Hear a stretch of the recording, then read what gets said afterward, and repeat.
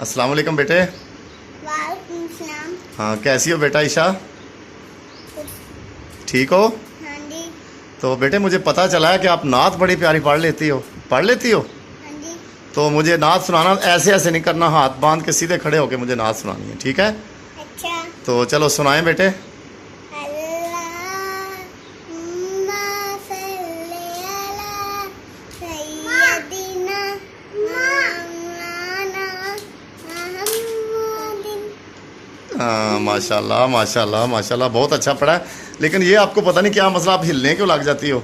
एक जगह पे खड़ी नहीं होती हो, इधर ज़रा सा खड़ी होके ना। चले एक दफ़ा फिर सुना दो, यही इसी तरह ही। हाँ सुनाए। अल्लाहुम्मा, चलो सुनाओ।